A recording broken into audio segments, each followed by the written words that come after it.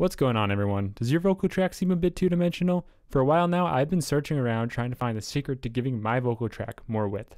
In this search, I have learned a bunch of different things, such as giving your snare more presence using reverb and giving your drums more punch with parallel compression. But I've always had trouble making the vocal the star of the show. I just recently discovered a creative way to add all of this to the vocal, so if you stick around through this video, I will share everything I found as it has taken my vocal to the next level, and I think it will for you as well. I hope everyone is doing well today. My name is Jake, and let me show you what I've learned.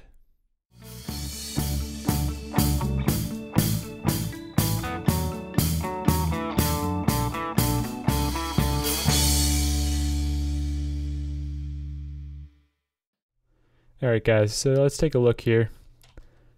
Right now I have all of the processing bypassed, so we're going to take a listen to what we have with our vocal before any processing. Holding on to remedy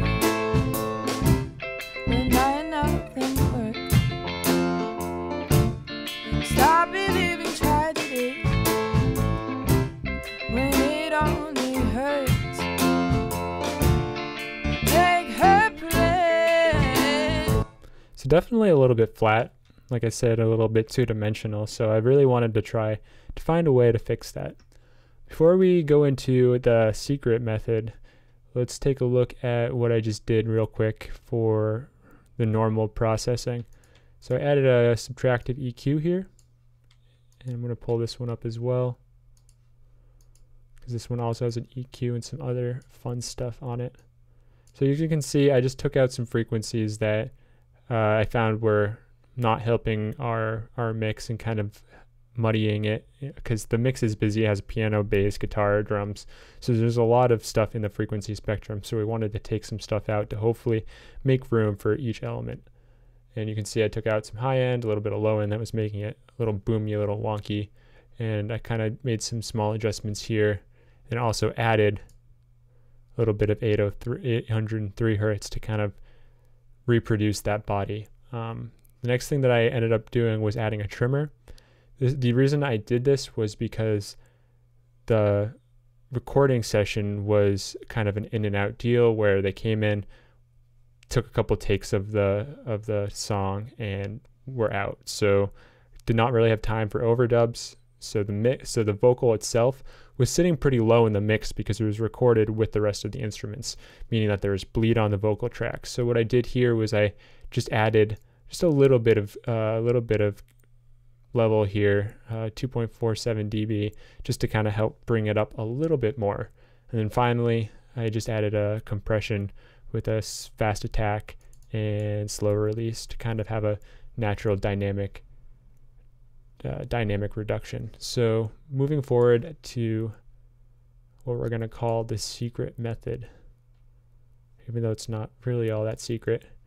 Let's take a look at it. So what it is, I'm taking the vocal track, sending it to an stereo auxiliary input, and adding a little bit of harmonic distortion. And as you can see by looking at this SansAmp plugin, we've taken out a lot of the lower end distortion and really boosted the high end distortion. And let's take a listen to what this does. Holding on to remedy but nothing works. Stop believing tragedy. So as you can see, it's very more of like a whispery sound. It gives it the whispery effect so that it really kind of clears up that high end. Let's listen to what it does with the rest of the mix. I'm actually going to bring up this EQ here as well. What I did here was just did a little bit of polish to the distortion track. So that's all that is. Let's take a listen to what this sounds like now.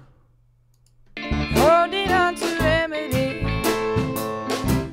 but nothing works. Really listen to that high end. Stop believing tragedy when it only hurts. Take her place. It really helps it cut through the mix and helps give that high end a new sense of detail that I really like. That kind of whispery effect that really works well on I don't know, I think that sounds great on female vocals, so I thought it was a good move here. Something that you could also do, depending on the vocalist style, is add some distortion to the lower end to kind of detail the body of the vocal and maybe give it a bit more power if needed. And then finally, the last thing that I did here is pretty standard, was I wanted to add a little bit of depth to the vocal, so I brought up a reverb plugin and set it, I brought down the mix level, set it to a reasonable decay time, and really didn't do all that much to it and just kind of blended it in.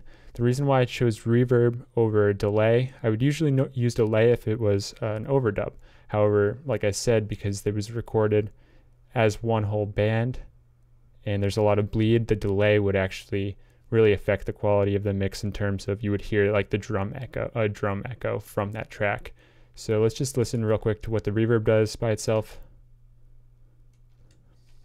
Oops.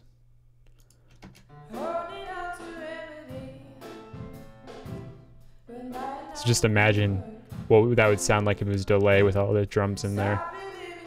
So this is obviously not a prime situation for, mixing in general because of the recording. However, sometimes you gotta make do with what you have. So let's take a listen to see what everything sounds like together. Holding on to remedy when nothing works. Stop believing tragedy when it only hurts. Take her place, I your leisure, but then you still want. So you can see how it really just helps cut through the mix, gives that end a bit more, the high end a bit more detail, and kind of helps it sit in the room nicely. And I think this is probably the next step for me in terms of my vocal mixing, and it has really helped me so far moving forward in learning how to mix. All right, hopefully you guys picked something up from this video. I'm stoked on this technique and I'm definitely going to utilize it more often. Let me know what your favorite vocal mixing technique is in the comment section below. And as always, if you like this video, I'd greatly appreciate it if you gave it a thumbs up and subscribe to the channel. The support goes a long way. And until next time, everyone, have a great day.